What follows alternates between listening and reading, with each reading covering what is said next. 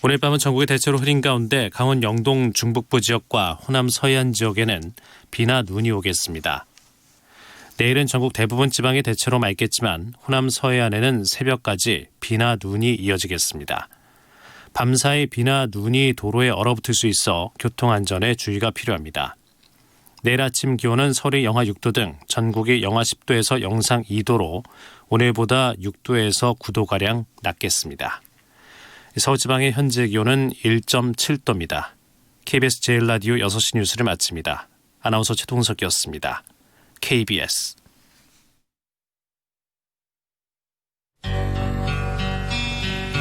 지극 정성을 다하는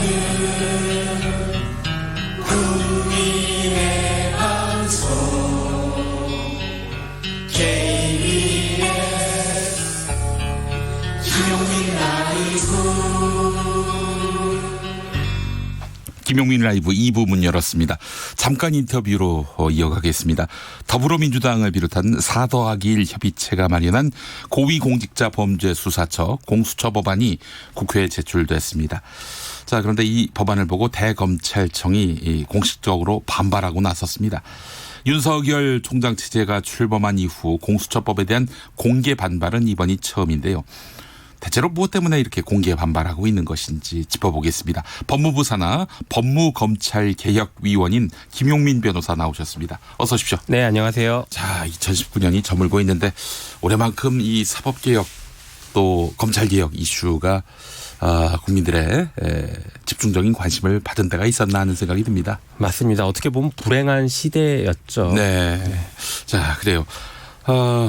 사법 검찰이다 개혁 대상으로 몰리고 말이죠. 사법 또 검찰이 국민에게 어떤 뭐랄까요 정의의 표준이 되는 그런 시대가 과거에 있었나 또 생각해 보면은 네.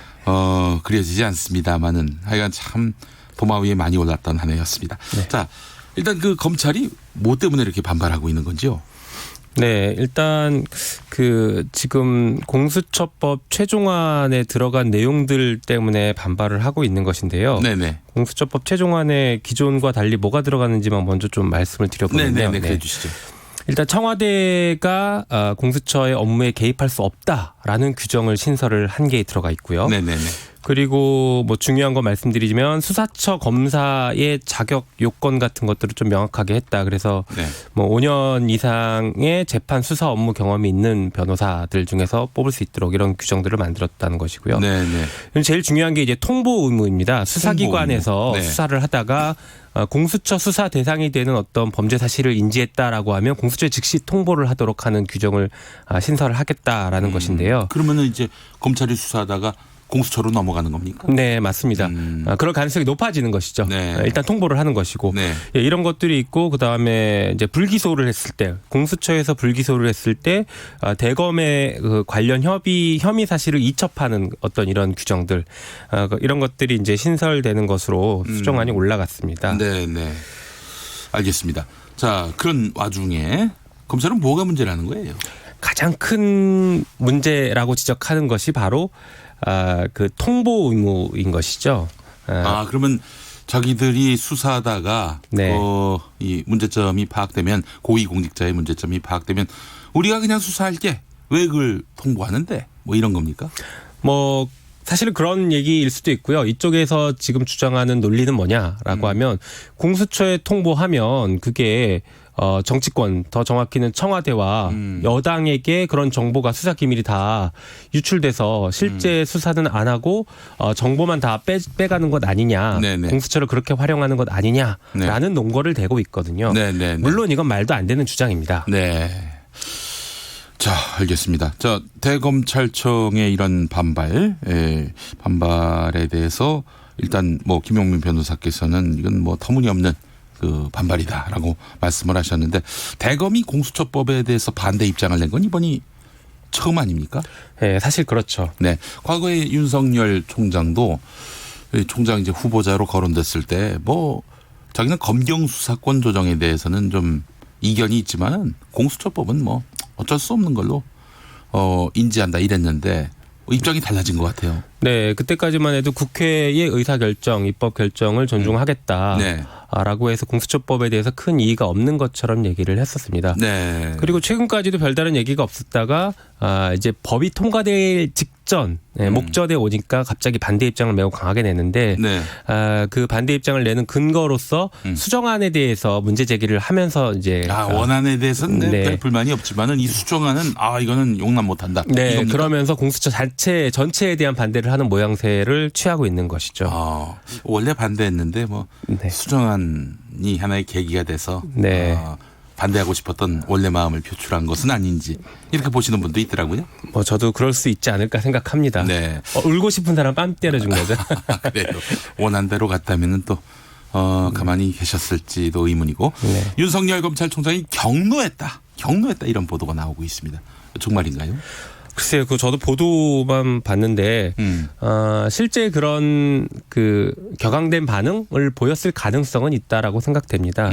이게 공수처라는 게 고위 공직자의 어떤 비리를 수사하는 것이 가장 주된 목적이지만 네. 실제 중요한 역할 중에 하나는 검찰권을 견제하는 것이거든요. 네. 다시 말해서 검사가 잘못한 것을 수사할 수 있는 유일한 기관이 새로 하나 등장하는 것입니다. 네, 그러다 보니까 검찰 입장에서는 공수처가 얼마나 지금 불편한 존재이겠나 싶은데 그런 공수처가 만들어지고 그 만들어질 것뿐만 아니라 기존에 검찰에서 수사했던 것을 공수처에 통보해서 넘겨줘야 되는 상황이다라는 것은 인정하고 싶지 않은 그런 네. 상황들이겠죠. 네. 알겠습니다. 페이스북에 남기신 글을 보니까 김용민 변호사가 네. 검찰이 반발하는 것은 공수처가 제대로 작동할 것이 두려워서다. 이런 말씀을 하셨습니다. 아니, 공수처가 검사도 수사할 수 있는 거 아닙니까? 맞습니다. 예. 아니, 본인도 법치주의 국가에서는 한 명의 시민일 뿐인데 잘못했으면은 수사도 받고 처벌도 받고 그래야 되는 건데 혹시 그것 때문에 반발하는 것은 아닌지. 그게 이제 매우 중요한 이유 중에 하나일 것이다라고 생각됩니다. 그러니까 이제 검찰이 그동안은 자기를 수사해도 동료 검사가 수사를 해야 되는데 네. 그게 아니라 공수처라는 별도의 기구에서 자기를 수사하게 되는 것에 대해서 굉장히 불편해하고 있는 것이다. 이렇게 보시는 겁니까? 맞습니다. 검찰 입장에서는 그동안 셀프 감찰 네. 그리고 셀프 수사를 통해서 검사의 잘못은 검찰 스스로가 드러내지 않는 한 외부에서 알기 어려운 구조를 만들어 왔습니다. 그리고 밖에서 자꾸 문제 제기를 해도 실제 수사를 안 하고 덮어버리는 경우들이 많았거든요. 네. 그런데 그런 잘못들, 그런 관행들을 공수처가 제대로 작동하면 모두 다 깨트려버릴 수가 있는 것이죠. 네. 특히 우리가 아시다시피 국정농단과 관련해서 국정농단에 대한 수사가 있었고 그리고 그 이후에 사법농단에 대한 수사가 있었습니다. 네. 그런데 이런 국정농단이 일련의 흐름 과정에서 자유롭지 못한 조직 중에 하나가 검찰인데 검찰은 그럼 잘했냐인데 검찰에 대한 검찰농단은 사실 수사가 제대로 이루어지지 않았고 평가도 제대로 받은 적이 없습니다. 네. 그래서 공수처가 생긴다라고 하면 그런 일들이 가능해진다라는 것이 매우 두려울 것입니다. 네. 4297번 쓰시는 분, 대한민국 최고의 권력인 검찰, 대통령보다 더 센 권력 검찰, 공수처 반발 당연하다 생각이 됩니다. 기득권 챙기려는 검찰 더 세게 개혁해야 합니다. 이런 의견 보내셨고 6136번 쓰시는 분, 왜 검찰이 반발합니까? 유일하게 정부 기관 중에서 반발하는 기관입니다. 실제로 그렇습니까? 거의 그렇습니다. 이렇게 네. 대놓고 반발하는 기관은 없죠. 네. 아니, 검찰의 입맛에 맞아야 합니까? 검찰이 허락해야 이거 가능한 겁니까? 정말 큰일 났어요. 이런 말씀하셨고 효린의 구하나님, 경로? 국민들은 아연실색이다. 이런 말씀을 해주셨습니다. 예. 현재 법안대로라면 공수처는 사실상 국가 고위 공직자 범죄 수사의 컨트롤 타워 역할을 맡게 되는데 야당 인사에 대한 선택적 수사가 이루어지지 않을까. 정권 바뀔 때마다 보복 수사가 반복되진 않을까. 이런 우려의 목소리가 나오고 있는데요. 지금이야 그렇다 치더라도 정권이 바뀔 경우 야당 국회의원에 대해서 네. 말하자면은 공격하는 수단으로 오용되지는 않을지 이렇게 염려하는 분들도 더러 있더라고요. 물론 그런 우려가 있으실 수 있겠죠. 네. 그러나 이제 공수처를 이해하실 때 가장 중요한 키워드가 네. 경쟁과 견제라고 보시면 됩니다. 다시 말해서 검찰과 공수처가 서로 경쟁하고 서로 견제를 하는 구조입니다. 그러니까 어느 일방이 막 치고 나갈 수가 없어요. 네네. 지금 같은 그런 우려를 하는 거는 기존의 검찰만 있을 때를 생각하다 보니까 검찰이 마음 먹으면 야당만 수사하고 선택적 수사를 하는 것이 문제가 되지 않을까 고민이 될 수 있지만 네네네. 서로 경쟁하는 두 개의 수사기관이 있다라고 하면 이게 어느 한쪽에서 눈 감아주더라도 한쪽에서 치고 들어갈 수가 있습니다. 네. 그래서 그런 것들이 쉽지 않다라는 것입니다. 네. 김영선님, 나는 공수처로부터 조사받는 사람이 됐으면 좋겠다. 그럼 고위공직자가 되셔야겠네. 그러게요. 알겠습니다. 자, 김용민 변호사님. 네. 조국 전 법무부 장관 영장실질심사 받았습니다. 법리대로만 본다면 어떻게 될 것 같으세요? 법리대로 본다라고 하면 오늘 뭐 보도에도 나오긴 했는데 감찰 중단이 아니다. 네. 그 해당 소속 기관에 이첩을 한 것이고 정부적 판단이다라고 지금 그런 입장들이 나온 것 같습니다. 네. 사실관계가 거기에 초점이 맞춰져 있다라고 하면 네. 이것을 뭐 직권남용으로 판단하기는 법리적으로는 매우 어렵다라고 보여집니다. 그러니까 이제 영장 기각이다. 네, 다시 말해서 법리적 판단한다면 영장을 기각할 가능성이 높다라고 보여집니다. 다만 걱정되는 것은 네. 뭐 법원의 어떤 그 사법부의 독립, 양심의 자유, 양심에 따른 어떤 판단을 믿어야겠지만 네. 최근에 일련의 과정들을 보면 정경심 교수 사건에서도 보수 단체가 판사를 고발하고 그 고발에 따라서 검찰이 우리 검토해 보겠다, 수사를 검토해 보겠다 이런 어떻게 보면 그 법원을 협박하는 듯한 위협한 듯한 그런 발언과 모양새들이 나왔습니다. 그래서 그런 일련의 과정들이 지금 사법부, 지금 오늘 재판을 했던 법원에도 어느 정도 영향을 미치는 그런 상황이 아닐까라는 우려가 있어서 네. 좀 걱정되는 부분도 있습니다. 영장이 발부될 가능성도 있어 보인다 이런 말씀입니까? 네, 뭐 그럴 수도 있을 것 같습니다. 알겠습니다. 그래요. 이거 참 험난한 길이네요. 예. 네. 그 조국 전 법무부 장관에 대한 검찰 수사는 어떻게 통상의 사례로 보자면은 이게 지나친 겁니까? 아니면은 뭐 이 정도 혐의라면은 그 정도 수사 강도는 감수해야 한다라는 입장이세요? 저는 좀 지나친 수사다라고 이렇게 좀 평가를 하는데요. 네네. 어떤 범죄 혐의가 있어서 수사가 시작됐다라기보다 네. 인사청문회를 앞두고 개인에 대한 어떤 신상털기, 먼지털이식 수사의 방식으로 진행됐던 네. 그런 것이라고 의심이 되기 때문에 수사 방법 자체가 잘못됐다. 수사의 대상에 대해서는 누구든 수사할 수 있지만 네. 방법은 적법하고 적절해야 되는데 네. 그것을 지나친 게 아닌가 이런 생각을 하고 있습니다. 검찰이 지금 지나치다? 네. 예, 알겠습니다. 짧게 법무검찰개혁위원회의 향후 활동 계획 말씀해 주시겠습니까? 네, 그 향후에도 지금 그 법률이 아닌 대통령령이나 법무부령으로 개혁할 수 있는 것들에 대해서 지속적으로 그 검토해서 권고를 할 예정입니다. 네. 그 새로운 법무부 장관이 오시더라도 지속적인 권고를 할 계획입니다. 네, 알겠습니다. 김용민 변호사 수고 많이 하셨습니다. 네, 감사합니다. 네. 자, 라디오 정보센터로 갑니까? 예, 조진주 씨 수고해 주세요. 청와대는 오늘 국가안전보장회의 상임위 회의를 열고 한반도 안보 상황을 예의주시하면서 주변국들과 긴밀한 소통과 협력을 통해 북미 대화가 조속히 재개될 수 있도록 적극 노력하기로 했습니다. 정세균 국무총리 후보자를 검증하기 위한 국회 인사청문 특별위원회가 첫 회동을 열고 인사청문회를 내년 1월 7, 8일 이틀간 열기로 했습니다. 지난 24일 한일 정상회담 당시 일본 측 관계자가 문재인 대통령의 발언을 가로막았던 데 대해 정부가 일본 측에 유감을 표명했습니다. 일본 정부는 의도적인 행동은 아니었다며 경위를 더 파악해 알려주겠다는 입장을 전했습니다. 유재수 전 부산시 경제부시장에 대한 청와대 감찰 중단 혐의와 관련해 조국 전 민정수석에 대한 구속영장 심사가 4시간 넘게 진행됐습니다. 영장 발부 여부는 오늘 밤 늦게 결정될 것으로 보입니다. 자유한국당은 문희상 국회의장이 지난 23일 국회 본회의에서 임시회 회기 결정안에 대한 필리버스터 신청을 거부하고 4+1 협의체의 선거법 수정안을 기습 상정한 것에 대해 오늘 헌법재판소에 효력정지 가처분을 신청했다고 밝혔습니다.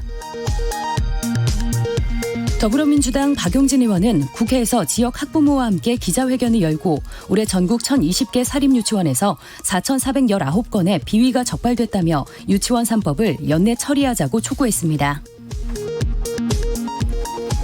민주당 송영길 의원 등 여야 의원 60여 명은 미국과 유엔이 대북 제재 일부 완화를 통해 북미 비핵화 협상을 재개할 것을 촉구했습니다. 지금까지 라디오 정보센터 뉴스였습니다.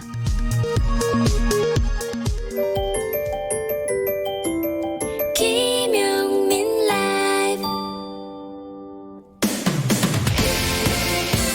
시작은 미약하지만 끝은 비상하리라. 내일은 대기자로 장성할 소기자 석석 오창석과 함께하겠습니다. 오창석 소기자의 단상. 그것이 끝이라고 우린 믿지 않았지. 네. 오창석 소기자 어서 오세요. 네, 안녕하세요. 오창석입니다. 예, 아예 안 내리시네 이제는 마이크를 안 내리죠. 예, 알겠습니다. 예. 제가 다음 소절까지 다음에 외워 갖고 올게요. 요즘에는 네. 나이가 드니까 노래 가사가 이렇게 잘 가물가물합니다. 옛날에 많이 불렀거든요. 노래방 가서. 네, 이 노래는 부르지 않으셨던 것 같네요. 파일럿이잖아요 이 노래가. 예, 네. 이 노래 불렀지. 아, 불렀어요? 불렀어요. 근데 그 소절밖에 기억을 못 하는 겁니까? 내 나이가 되면 할 겁니다. 예, 할 거예요. 예, 지금은 잘 이해가 안 될 겁니다. 예, 전혀 이해가 안 됩니다. 왜 저러나 모를 거예요. 네. 근데 예전에 또 저 노래방에 그 자막이 나오지 않습니까? 아, 그렇죠. 예, 자막의 도움도 받고. 네. 자막 도움 없이는 불가능합니다. 예. 웃네? 네. 사실 저는 그래요. 뭐 김용민 씨의 신체의 모든 것이 이해가 되지 않습니다. 오창석 씨가 한 12년쯤 지나면은 네. 그때 왜 그런 얘기를 했을까 다 이해가 될 겁니다. 자, 아. 크리스마스에도 이어졌던 국회 필리버스터 50시간 11분의 기록 한번 돌아볼까요? 네, 국회 필리버스터가 이제 종료가 됐습니다. 26일 0시부로 공식 종료가 됐는데요. 반대 토론의 자유한국당 의원이 7명, 바른미래당이 1명이었고요. 찬성 토론자로 민주당 의원이 6명, 정의당 의원이 1명이었습니다. 네. 총 15명이 이 필리버스터에 나섰습니다. 보통은 이제 필리버스터를 할 때 이제 반대 토론자 또는 반대 토론을 원하는 정당만 참여하는 경우가 많은데 네네. 이번에는 찬성 토론자로도 참석을 했습니다. 의원들이. 참여를 했군요. 예, 여기에 대해서 이제 문희상 의장과의 갈등이라든지 이런 부분이 이제 자유한국당 의원들로부터 많이 나왔었는데요. 첫 번째 주자로 나섰던 주호영 한국당 의원은 시종일관 문재인 대통령의 국정 운영을 강하게 성토했습니다. 또한 4대강 보도 파괴한다고 난리치다가 요새는 잠잠하다라고 이야기를 남겼고, 권성동 의원은 민주당이 정의당에 지나치게 끌려다니고 있다라고 지적을 했습니다. 네. 이 말에 대해서 그 국회에 앉아 있었던 윤소아 의원이 강하게 항의하자 정의롭지 않은 정의당 대표 윤소아 의원은 초선 의원 가만히 있어요 라고 이야기를 남기기도 했고, 그리고 윤소아 의원은 원래 원내대표입니다. 네. 그래서 권성동 의원이 참 원내대표죠. 근데 원내 교섭단체도 아닌데 원내대표라고 얘기하는 건 사칭 아닙니까? 이런 식의 또 원내 정당이면 원내 대표 있을 수 있는 거죠. 네, 그렇습니다. 안 그런가요? 네, 근데 원내 교섭단체가 아니라는 그 지적을 했고요. 여기에 대해서 이제 다음 날 윤소아 원내대표가 상무위원회에서 공개 네. 발언에서 이런 말을 남겼습니다. 네. 권성동 의원은 강원랜드에 가서 휴양 시간을 좀 가졌으면 좋겠다. 에이, 쉬려면 이런 바다나 산에 가서 이제 강원랜드 가서 쉬면은 또 자칫 또 잘못할 수도 있어요. 네, 쉬는 게 아니고 아마 뼈 있는 말을 이렇게 남긴 것으로 보이고요. 네. 최인호 의원 같은 경우는 민주당에서 무책임하고 무성의하고 부대책한 산무의 전형적인 모습이 자유한국당의 태도다. 라고 이야기를 남겼습니다. 그리고 이번에 필리버스터를 진행할 때는 이제 화장실 사용에 대해서도 네. 이 내용이 있었는데요. 주호영 의원 같은 경우는 기저귀를 쓴 것으로 알려졌고 그 후에 김종민 의원은 문희상 의장의 허락을 받고 화장실 다녀왔고 권성동 의원 역시 주승용 부의장의 허락을 구하고 화장실을 다녀왔습니다. 근데 사실은 화장실은 그 기본권의 문제 아닙니까? 예, 그 사실은- 생리적 문제인데 그걸 갖고 당신 화장실 갖고 갔으면 내려가라고. 이럴 수는 없는 거 아니에요? 네, 맞습니다. 네. 화장실 허락해 줘야 된다고 생각을 하고요. 국회의장인 문희상 의장과 그리고 이제 주승용 부의장이 교대로 이 사회를 맡았는데 원래 부의장이 한 명 더 있습니다. 네. 자유한국당 소속의 이주영 국회 부의장이 있는데 선거법 개정안 상정에 항의하는 뜻으로 사회를 거부한 것으로 알려졌습니다. 네. 두 명이 사회를 받습니다. 네, 알겠습니다. 그 가장 길게 토론한 사람이 박대출 의원이라면서요? 네, 맞습니다. 박대출 의원으로 기록된 것 같습니다. 5시간 50여 분 정도인 걸로 알고 있는데 네. 지난 2016년 당시 필리버스터를 보면은 최장 시간은 이정걸. 12시간 31분 한 이종걸 더불어민주당 의원, 그다음에 11시간 39분한 정청래 더불어민주당 의원이었고. 네. 박원석 정의당 의원도 10시간을 훌쩍 넘겨서 10시간은 넘지 않았어요. 아, 그래요? 9시간 29분 했고. 네. 그 박원석 의원 얘기로는 은수미 의원의 기록을 깨고 싶지 않았다. 은수미 의원은 10시간 맞습니다. 18분이었습니다. 네. 그래요. 박대출 의원은 원래 당에서는 한 4시간 정도 하는 걸로 얘기했는데 5시간 50분 굉장히 길게 했네요. 네. 예. 그 발언을 하는 사람은 시간이 확인이 잘 안 된다고 주호영 의원이 또 다른 인터뷰에 나와서 40초만 더 했으면 4시간인데 3시간 59분으로 기록이 됐다. 자신에게 그게 많이 아쉬운 모양이신가 봐. 시간이 예. 보였으면은 40초 정도 더 얘기할 수 있었는데 아쉽다. 뭐 이런 얘기도 남기기도 했습니다. 그래요. 아니, 뭐, 40초 더 한다고 뭐 상 받는 것도 아닌데 뭐 네. 굳이 그거에 아쉬워하실 필요가 있나 싶네요. 예. 네. 자, 다음 준비한 소식은 뭡니까? 네, 황교안 대표가 지금 현재 병원에 입원해 있습니다. 네. 장외 집회 그리고 단식 투쟁 이런 것으로 이제 몸이 많이 상한 것으로 알려졌는데요. 퇴원한 즉시 비례한국당을 반드시 만들겠다라는 의지를 표명했습니다. 네. 자유한국당은 국민의 요구대로 국회의원 숫자를 줄이는 것이다라고 생각했었는데 이 반대 방향으로 가기 때문에 네. 비례대표 한국당을 만들어서 국민의 뜻을 받들겠다라고 이야기를 했습니다. 비례한국당을 만들겠다. 네. 뭐 위성정당을 만들겠다. 그렇습니다. 물론 이제 비례한국당을 만들면은 그래고 저기 뭐야, 한국당 비례대표 많아야지. 또 이 민심도 민심은 민심이기 때문에 그 자체를 뭐 민심에 역행한다라고 말을 할 수는 없겠지만은 이럴 것 같으면은 뭐 거대 정당만의 잔치가 돼버리는 거죠, 총선이. 네. 그렇지 않나요? 네, 사실 준연동형 비례대표제라든지 이런 부분은 이제 소수 정당이 원내로 진입해서 다양한 목소리를 대변할 수 있도록 배려해 준 제도인데 네. 결국은 거대 정당이 이러한 제도를 이용하는 격이 돼버렸습니다. 만약에 실제로 일어난다면요. 네. 알겠습니다. 비례민주당도 고민 안 할 수가 없겠어요. 뭐 이 비례한국당 만들겠다는 그런 의지를 꺾지 못한다면은 비례민주당을 만들 수밖에 없는 거 아닙니까? 네, 민주당으로서는. 일단 민주당에서는 공식적 입장은 아직 밝히진 않았지만 현재 네. 비례한국당의 파급력을 살펴보겠다. 이런 정도의 논의가 있는 것으로 알려져 있습니다. 선관위의 그 답변도 뭐 나온 게 있다면서요? 네, 맞습니다. 이게 자유한국당에서 자당 의원을 위성 정당에 보내서 만드는 것이 문제가 없는 것이냐라고 이제 유권 해석을 의뢰했는데요. 일단 법적으로 제한되지는 않는다고 합니다. 다만 현재 자유한국당이 원하는 것이 네. 자유한국당이 비례대표를 아예 배출하지 않고 위성 정당을 통해서만 비례대표를 받겠다 이런 전략을 세우고 있는 것으로 알려졌는데요. 그렇죠.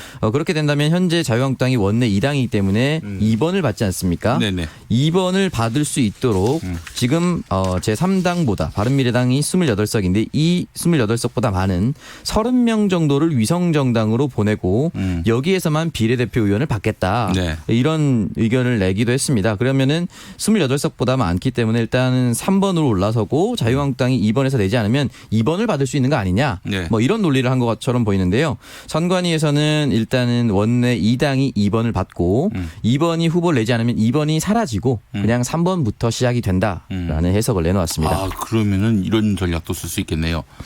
그러면 투표용지에는 2번 자유한국당이 없는 거 아닙니까? 네, 아예 비례대표. 그 인쇄를 하지 않는다라고 선관위에서 그러면 말했습니다. 지금의 바른미래당보다 더 많은 의석수를 확보한 네, 그런 당을 만들겠네요. 네 아마 그래서 이제 그 지금 자유한국당의 의원 상당수를 쪼개 가지고 네. 예, 그렇게 해서 3당으로 만들어 가지고 1번 더불어민주당, 네 현재 3번 체제라면 자유한국당이 아니라 뭐 비례한국당 이렇게 만들어 가지고 네 그렇게 하겠다라는 두 번째 거죠. 칸에는 올려놓겠다. 예. 그래요.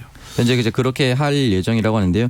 바른미래당이 28석이기 때문에 최소 29석은 이제 내보내야만 이 기호를 3번 정도 받을 수가 있습니다. 네. 그래서 이 자유한국당과 함께 가겠다라는 것을 보여주기 위해서 당 대표급 인사라든지 인지도 있는 인사를 이 비례 정당으로 보내겠다라는 논의까지도 하고 있는 것으로 알려졌습니다. 네, 네. 그리고 21대 총선은 2020년 3월 26일부터 27일간 양일간 후보자 등록 신청을 받습니다. 네. 그렇기 때문에 그 이전까지는 창당 작업을 모두 마무리하고 후보자를 내야 합니다. 네, 알겠습니다. 자, 오창석 평론가 오늘 말씀 잘 들었습니다. 네, 고맙습니다. 교통정보센터 다녀올까요? 자, 오창석 씨 아직 가시기 전인데 김한나 씨 한번 불러주세요. 네, 김한나 씨. 네, 내일 아침에는 다시 추위가 밀려오겠습니다. 그래서인지 현재도 바람이 꽤 강하게 부는 곳들이 있는데요. 핸들 두 손으로 꽉 잡으시고 안전하게 운전하시기 바랍니다. 먼저 서울 외곽고속도로 일산에서 판교 쪽으로 김포요금소에서 송내까지 12km 정체고요. 반대 판교에서 일산 쪽은 판교분기점에서 청계터널 부근까지 또 시흥요금소에서 송내 사이에서 밀리고 있습니다. 경부고속도로 서울 쪽은 작업 여파를 받고 있어서 신갈분기점에서 서울요금소 9km 정체고요. 이후로는 달래내에서 반포 사이 지나기가 어렵습니다. 서울 시내 살펴보면 동부간선로 의정부 쪽으로 성수분기점에서 성동나들목 사이 1차로에 고장난 차량이 서 있고요. 이후로는 군자교부터 노원교까지 어려운데요. 30분이 조금 넘게 소요되겠습니다. 강변북로는 공양 쪽으로 동호대교부터 가양대교까지, 반대 잠실 쪽은 한강대교부터 청담대교 사이 속도 내기가 어렵습니다. KBS 교통정보센터였습니다. 김용민 라이브 오디오 파노라마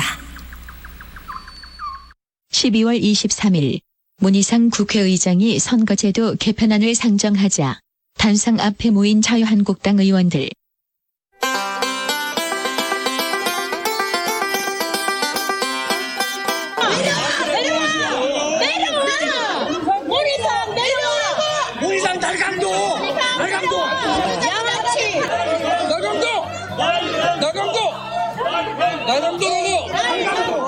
보다 못한 문희상 의장, 당신들이 불법이라고 질타하는데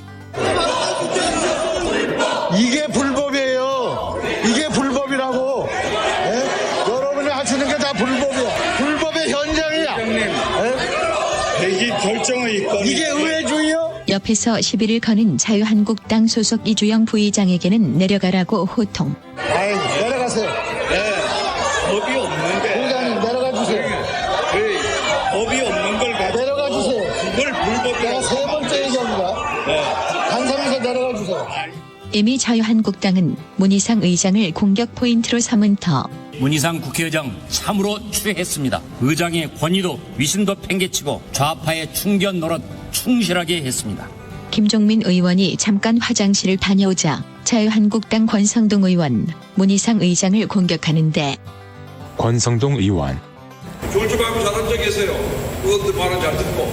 졸지 말고 잘 앉아 계세요. 의원들 발언 잘 듣고. 예. 졸 거면 내려오세요. 졸 거면 내려오세요. 예. 알겠습니다. 의장 같아야지 대우를 해주지. 의장 같아야지 대우해주지. 아이고. 창피하지 않으세요. 웃지 말고. 창피한 줄 아세요. 웃지 말고. 나이값을 하나, 자리값을 하나. 나이값을 하나, 자리값을 하나. 막말하지 마세요. 내가 의장이에요, 그래도. 뭔 의장이야? 뭔 의장이야? 당신이 뽑았잖아. 안 뽑았어. 안 뽑았어. 의장을 모독하면 스스로 국회를 모독하는 거예요. 늘 얘기했지만. 당신 국회를 모독했어요, 당신이. 당신이 국회를 모독했어요. 객석이 아닌 발언대에 선 권성동 의원, 문희상 의장을 문희상 씨라고 부르며 포문을 여는데 과연 대한민국 국민 중에 문희상 씨를 국회의장으로 생각하는 분이 과연 몇 명이 있을까? 저 같으면 쪽팔려서 자진해서 내려오겠습니다. 자유한국당 정희경 의원 질의 중에는 시정잡배로 규정되기도. 국회에서 아빠 찬스니 지역구 세습이니 아들 공천을 외치면 외칠수록 자식의 지역 인지도만 올라갈 뿐이다. 설마 진짜 의장님 그렇게 말씀하셨습니까? 의장님 그렇게 말씀하셨습니까? 그것이 시정잡배와 다를 게 무엇이 있습니까? 장비인 줄 알았는데 알고 보니 동탁이었다는 자유한국당 박대출 의원. 삼국지에 나오는 장비처럼 신이 있고 합리적인 성품을 가진 그런 분으로 알고 있었습니다. 어느 날 그 장비가 동탁이 되어버렸습니다. 신의의 삼국지 장비가 아니라 역적 동탁이 되어버렸습니다. 반면 더불어민주당은 적극 엄호하고 나서고 문희상 국회의장께서는 자유한국당에게 국회법이 정한 모든 기회를 부여하기 위해 최대한 절제하고 배려하는 회의 진행을 하셨습니다.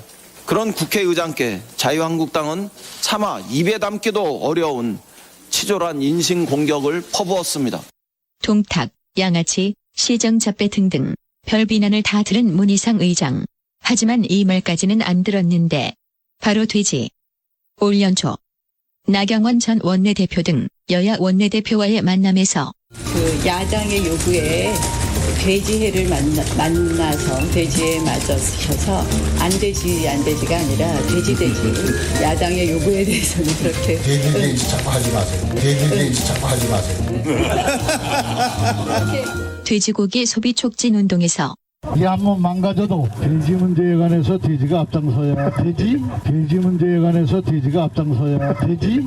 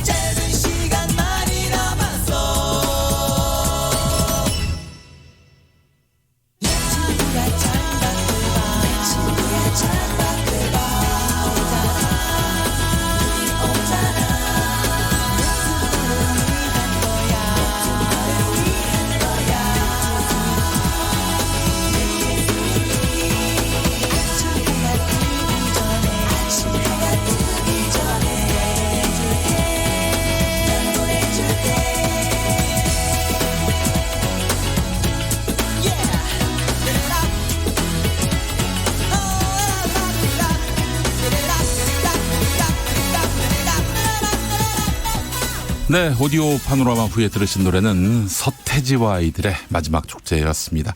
아, 이렇게 편곡된 버전이 있었군요. 초기에 나왔던 버전하고 많이 다른 것 같아요. 네. 아니에요? 원곡, 아니, 내가 이거 원곡 들었는데. 아닌가요? 아, 그럼, 네, 제가 틀렸습니다. 네. 나이세스님, 돼지 하지만 듣는 김용민, 기분 나빠요. 네, 이거 왜 보내요, 이런 걸. 네. 자, 홍승표님, 청취율 3% 돼지. 아, 이건 또 아주 절묘하게 제 마음을 쑤시고 들어왔습니다. 네. 장호민님, 오디오 파노라마 들으시고 세상에 맙소사 국회의원들 굉장히 유치하고 비겁하군요. 예. 저는 듣고 많이 웃었는데 말이죠. 네. 1402번 쓰시는 분, 나 뜨거워서 못 들어주겠네요. 불쌍한 우리 국민들. 저런 사람들에게 나라를 맡기고 있었다니. 라는 말씀해 주셨습니다. 자, 오늘 퀴즈 정답 이제 발표하겠습니다. 바로, 공명지조지요? 공명지조입니다. 자, 오늘 공명지조 맞히신 분들 중에서 한 분께 아침을 바꾸는 활력 코어업에서 건강기능식품 드리고요. 그리고 추첨을 통해서 모바일 커피 쿠폰 보내드리겠습니다. 선물 받으실 분 김용민 라이브 홈페이지에 오셔서 확인해 주시면 되겠습니다. 자, 3816번 쓰시는 분 독수독과 여기서 이게 왜 나옵니까? 자, 9796번 쓰시는 분 용두삼이. 네. 6251번 쓰시는 분 지록위마. 네. 강영훈님 듀얼코어. 네. 그리고 4440 일신이두 한 몸인데 머리가 두 개다. 네. 자, 그리고 임종호님 공명지조 불교 경전에 나오는 상상의 새. 그래요. 맞히셨습니다. 6242번 쓰시는 분 새가 나오는 거죠. 네. 정답 일석이조. 네. 자, 그리고 7730번 쓰시는 분 공명지조 내 아호가 공명인데. 네. 1035번 쓰시는 분 노적성해. 네, 아닙니다. 예. 몇 개만 선택적으로 소개해 달라고요. 예. 다 땡을 치고 싶어 가지고 이렇게 우리 청취자 수준이 낮았나.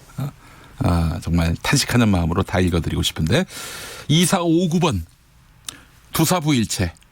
네. 그리고 주말예님 공시지가. 네. 자, 그리고 공명지조 맞히신 분들 꽤 되십니다. 또 2926번 쓰시는 분 올해 사자성어 공명지조 오전에 흰눈이 왔어요. 우리 정치권도 흰눈처럼 깨끗해졌으면 좋겠습니다. 이런 말씀 해주셨습니다. 네, 감사합니다. 자, 4484번 쓰시는 분 2019년 올해의 사자성어 정답은 지인지조. 지인생 지가 조진다. 네. 책의 맛으로 이어가겠습니다.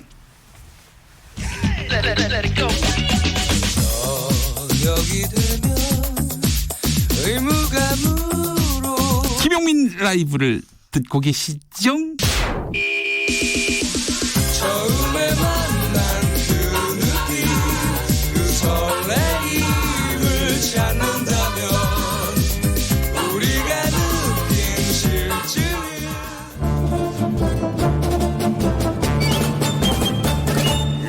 여기도 뉴스 저기도 뉴스 빡빡한 시사 뉴스 속에서 가슴이 답답할 때 뇌에 휴식을 드립니다. 한 주에 한 권 맛있는 책을 만난다. 책의 맛.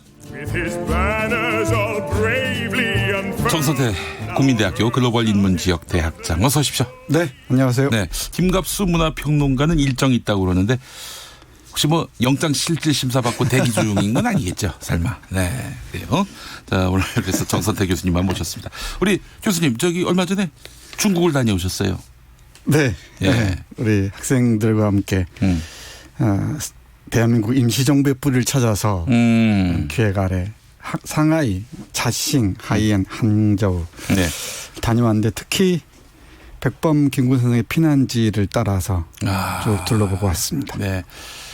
중국에 계실 때도 계속 피신하셨던 삶 아니었습니까? 네. 특히 1932년 4월 29일 윤봉길 의사가 헝커우 공원에서 거사를 한 후에 아주 기나긴 풍찬 노숙의 길에 오르죠. 그래요. 그분들이 있었기 때문에 오늘의 대한민국이 있는 것이고, 네.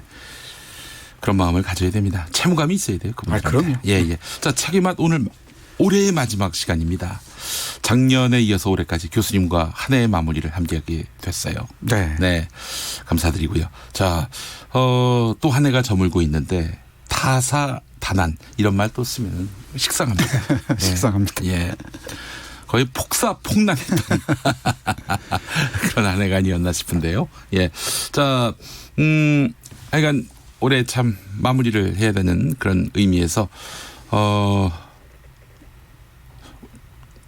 어떤 책 소개해 주시겠습니까? 네. 아무래도 시간과 관련된 책 고르는 게 좋겠다 싶어서 이리저리 뒤적뒤적하다가 제가 가장 아끼는 책 중에 한 권입니다. 네. 제이 그리피스가 쓴 시계 밖의 시간인데요. 시계 밖의 시간. 네. 제가 정말 아끼고 좋아하는 책이어서 여기저기 소개하곤 하는데 안타깝게도 품절이어서 구하기가 쉽지 않습니다. 이 책을 간행한 출판사가 당대인데요. 아마 제가 듣기에는 출판사가 문을 닫은 걸로 알고 있습니다. 아, 그래요? 이게 출판사가 문을 닫으면은 절판될 수도 있는 겁니까? 그 메커니즘은 잘 모르겠는데 아마 다시 간행할 수도 있을 법한데 아직까지 안 나오고 있나 봐요. 이런 출판사하고 뭐 계약을 맺었기 때문에 출판사가 문 닫았다 하더라도 이거를 다시 간행하기는 쉽지 않은 그런 구조인 건지 또는 일정 기간 동안 그 계약이 유효할 수도 있고요. 아, 그래요. 근데 왜 이 책이 다시 나왔으면 좋겠다 이럴 정도로 교수님에게 큰 인상과 또 감동을 준 네, 맞습니다. 그 맥락이 뭔지 궁금해지는데요. 우리가 생각하는 시간을 넘어서 또 다른 시간을 어떻게 상상하고 사유할 것인가 이 문제에 대해서 다양한 이 범위 틀을 넘나들면서 이를테면 신화에서 역사, 문학, 예술을 넘나들면서 잘 보여주는 책입니다. 제목부터 조금 생각해 보시면 좋을 것 같은데 시계 밖의 시간이잖아요. 근데 우리는 시계가 가르쳐주는 시간만 아는데 시계 밖에도 시계 밖에야말로 그야말로 우리가 상상하지 못했던 시간이 있다는 거죠. 그러니까 흔히 많은 사람들이 시간을 일컬어서 뭐 시계가 가르치는 시간만을 얘기한다고 하는데 이 저자 제이 그리피스는 시계가 알려주지 못하는 또는 시계가 알려주지 않는 수많은 결의 또는 다양한 겹의 시간이 있다고 얘기를 합니다. 뭐 비유적인 표현이긴 합니다마는 어떤 사람은 자본주의 시대의 가장 강력한 독재자를 시계라고 합니다. 그러니까 명령을 내리는 시계. 또 이 명령에 따라서 복종하는 인간을 상상할 수 있을 것 같은데 예를 들면은 우리 찰리 채플린의 그 영화 있죠. 아주 유명한 영화 모던 타임스를 생각해 좋을 것 같고요. 또는 미하일 옌데의 소설 모모를 떠올려도 좋을 것 같습니다. 시간의 명령에 따라 움직이고 또 회색 신사에게 시간을 빼앗기고 어쩔 줄 모르는 사람들의 모습을 떠올려도 좋을 것 같습니다. 바로 시계 명령에 따라 끊임없이 움직이고 시간에 의해 분할된 시간을 낭비해서는 안 된다는 그런 강박증에 시달리는 현대인들을 위한 책이 바로 시계 밖의 시간입니다. 알겠습니다. 시계로 보여줄 수 없는 시간에 대해서 이야기한 책이다. 이렇게 봐야 되겠네요. 맞습니다. 근데 좀 난해하다 하시는 분도 있습니다. 또 김학승님 같은 경우에 다시 책이 나왔으면 좋겠다고 교수님 말씀하시는데 두꺼운 책은 두렵습니다. 이렇게 또 말씀을 하십니다. 뭐 그렇게 두껍지는 않고요. 좀 두껍네요. 600페이지 가까우니까. 몇 페이지요? 600페이지 가까운데 그림도 많이 있고요. 비싸겠네요. 사진도 많이 있고. 네, 한번 잡으면은 놓기가 어려울 정도로 지적 호기심을 충족시켜 주는데 모자람이 없습니다. 자연의 리듬을 따르는 시간 이런 맥락도 있는데 이것도 좀 풀어서 얘기해 주시면 어떨까 싶어요. 뭐 예를 들면 계절에 따른 시간을 생각해 보면 좋을 것 같습니다. 계절에 따른 네, 시간. 예, 이를테면 여름날 아침 7시와 겨울날 아침 7시는 분명히 다르죠. 질적으로. 그렇죠. 예, 예. 그런데 시계의 입장에서 보면 똑같습니다. 똑같은 그 양적인 시간 개념에서 보면 똑같으니까 그 시계 명령에 따라서 자연의 리듬을 포기해버리고 네. 시계의 명령에 따라서 움직이게 되죠. 네. 그러니까 시계 밖의 시간을 사유한다는 것은 자연과 개인들의 그 각자 고유하고 개성적인 시간이 무엇인지 그리고 그 시간이 쌓인 기억은 얼마나 다양할 것인지를 생각해 보라는 게 제이 그리피스의 요청이라고 할 수 있을 것 같아요. 네. 그러니까 우리 개개인들도 기억이 다 다르지 않습니까? 네네. 그건 우리가 각자 개별적인 시간을 살아왔기 때문이 아닐까 싶어요. 네. 시계로 이 획일적으로 나눌 수 없는 그런 다양한 시간들이 있을 텐데, 네. 이 근대적인 시간, 서양적인 시간, 자본주의적 시간이 우리 고유한 시간들을 다 이 박탈해 버렸다고 보는 게 좋을 것 같습니다. 자본주의적 시간은 참 느리게 갑니다. 퇴근 시간이 멀어 보여요. 그러나 또 우리가 놀고 즐기는 인간의 시간은 굉장히 빠른 것 같고. 맞습니다. 바로 그겁니다. 예, 그러니까 크로노스와 카이로스로 나누어 설명할 수 있을 것 같고요. 네. 그러니까 정말 자연 그대로의 야성의 시간, 네. 자연의 리듬과 함께하는 시간을 회복해야 한다고 우리 저자는 여러 곳에서 강조합니다. 네. 자, 시간 밖의 시간은 그러니까 한마디로 얘기해서 획일화할 수 없는 다양하고 고유한 시간. 뭐 이런 뜻이겠죠. 네. 다양하고 고유한 시간. 맞습니다. 네. 정확합니다. 그러니까 개인도 그렇고 문화도 그렇고 뭐 개인에 따라서 시간 관념이 다를 수가 있죠. 네네. 또 문화에 따라서 정말 다르고요. 네. 달력을 봐도 그렇고 그런데 네. 그런데 제이 그리피스에 따르면 추상적인 만국 공통의 시간 같은 건 없다고 합니다. 이건 참된 시간이 아니라고 얘기를 해요. 네. 이 말과 함께 이런 표현이 있습니다. 우리는 무엇을 잃었는가? 시간을 누구에겐가 맡겨버림으로써 무엇을 잃었는가? 다양하고 유연하고 다채로운 시간이었다. 지역 고유의 특색을 지니고 갖가지 리본으로 장식한 장난기 어린 시간이었다. 이런 흥미진진한 그런 놀이의 시간들을 네. 다 잃어버렸다고 얘기를 합니다. 요즘 놀이도 그 뭐 자기가 선택해서 하는 놀이가 아니라 그렇죠. 직장 상사가 정해놓은 뭐 회식 시간 뭐 그런 거 아닙니까? 또 AI가 정해놓은 룰에 따르는 네. 놀이들. 예. 사례들은 얼마든지 있는데요. 네. 문화권에 따라서 지역에 따라서는 시간을 젖소를 중심으로 재는 것도 있고요. 그래요? 네. 꿀벌을 중심으로 시간을 재는 것도 있고요. 네. 또 코코넛에 따라서 시간을 재는 것도 있습니다. 이게 정확하진 않을 텐데. 네. 예. 근데 이때 정확하다는 것은 우리의 근대적 개념으로 보는 것이죠. 그렇죠. 표준 15 뭐 이런 네, 거. 그렇죠. 네. 또 어떤 문화권의 달력은 향기 캘린더라고 해서 계절이나 시간마다 향기에 따라서 달과 절기를 구분하기도 합니다. 네. 그래요. 우리 아버지 얘기가 손자 손녀가 제일 좋을 때가 언제냐면은 이제 만났을 때 네. 좋은데 갈 때도 좋다 이런 말씀을 하십니다.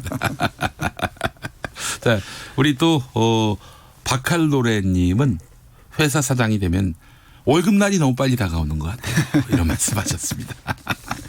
네, 그 시간을 다 화폐로 돈으로 계산하다 보니까 그렇게 돼버린 것 같습니다. 아유, 그래요.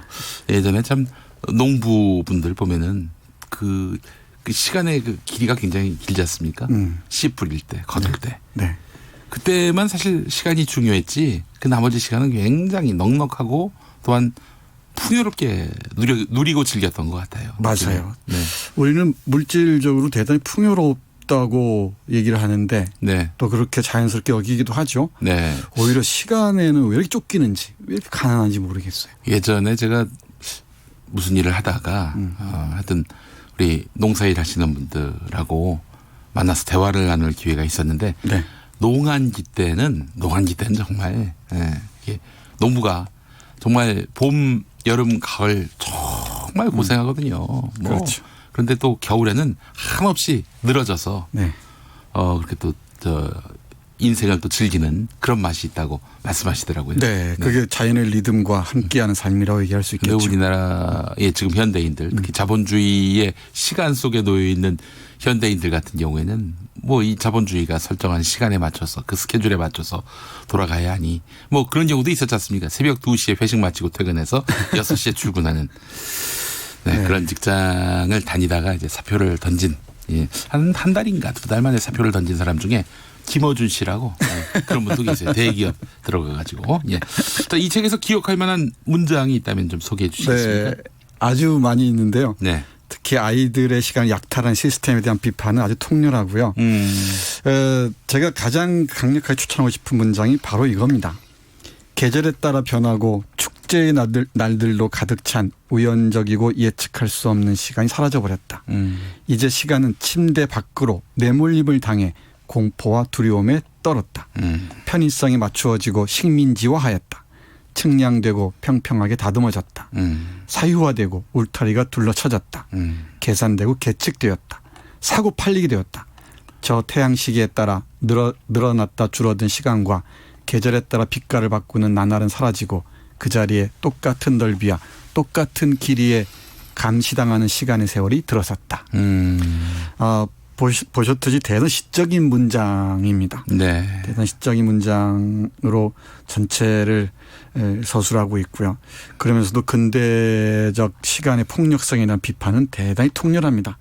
조금 전에 말씀드렸듯이 아이들의 시간을 약탈하는 시스템이 동심을 박탈했다고 얘기하고요. 네. 이 아이들의 시간을 빼앗음으로써 아이들의 그 놀이의 능력들 이런 상상력의 가능성들을 다 짓이겨버렸다고 통렬하게 비판합니다. 네, 제이 그리피스의 시간 밖의 시간 함께했습니다. 책의 맛. 교수님 올해 마지막 책의 맛이었습니다. 네, 수고 많이 하셨습니다. 네, 고맙습니다. 정선태 교수님과 함께했고요. 내일 5시 5분에 돌아옵니다. 좋은 저녁 보내십시오. 사랑합니다. 대한민국 운전자 여러분.